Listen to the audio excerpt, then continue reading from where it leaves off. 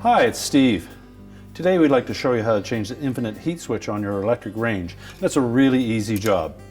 All we're going to need is a number 2 Phillips screwdriver, a small flat blade screwdriver.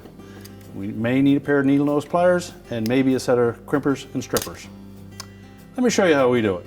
Now before we begin this repair, the first thing we'll need to do is to pull the range out far enough that we can access the back panel and also to disconnect the power cord. Or if it's hardwired, you'll want to locate the breaker in the breaker panel and turn it off there. So we'll first remove these screws that secure the upper back panel to the cabinet. And we'll just flex that back panel enough to pull those 2 tabs away from the top. And we can just lift it off and set it aside. We'll next pull the knob off the control on the front. And you'll note there are 2 more screws that need to be removed.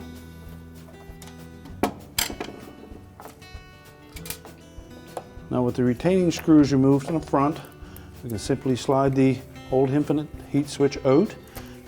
And this model has 2 large connectors attached to it. Other models may have individual wires. So we'll next disconnect those. You may need your needle nose pliers to pull them off because they should be fairly tight.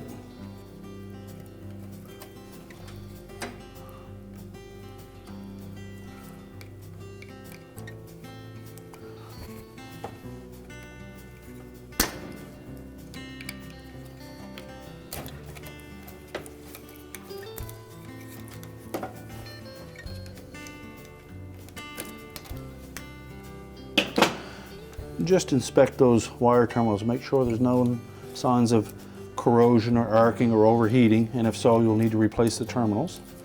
And once we have the wires released from the back of it, we'll compare the old infinite heat switch with the new one. Quite often you'll find that the shaft length is different on them, and the new one comes with a notch already cut into it so that you can snap the outer portion of it off to make it the same length. Now before we do that, we'll take our small flat blade screwdriver and we're just going to pry that little spring clip off that holds the knob in place and set that aside. So taking the cutter portion of our pliers, we're just going to line that up and snip that off. We can then put the spring clip back on and we'll just set it into the lower notch. Make sure it's firmly seated in there. Now before we install the new infinite heat switch, we'll want to again compare it with the old one. And if your original one had all 1/4-inch spade terminals on it, then you will need to locate the wire that is in this bottom terminal that is now a 3/16 spade terminal. You'll locate that wire, cut the old wire terminal off it, and crimp on the new one that is supplied with the kit. Our model already had that 3/16 terminal on it, so we do not need to do that on this today.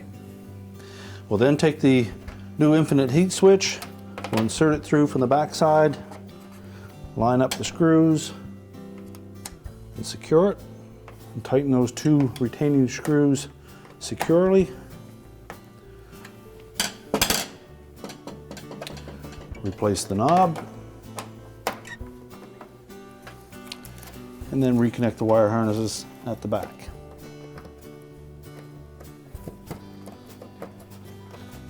Make sure they're pressed on firmly.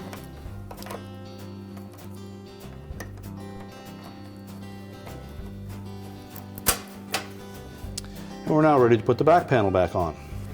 So in this model, there's a little cutout around that lower panel. So we're going to line that up. Make sure the lip fits inside of that. Tilt it up into place, and then we'll just flex the top of it so that these tabs on either side engage the upper portion of that console. Now with the top tabs in place, we'll just line up the slots with the screw holes. And once we have them lined up, we can tighten those and then install the rest of the screws. Now with the back panel secured, we can now push the range back into position. We're now ready to reconnect the power, and our repair is complete.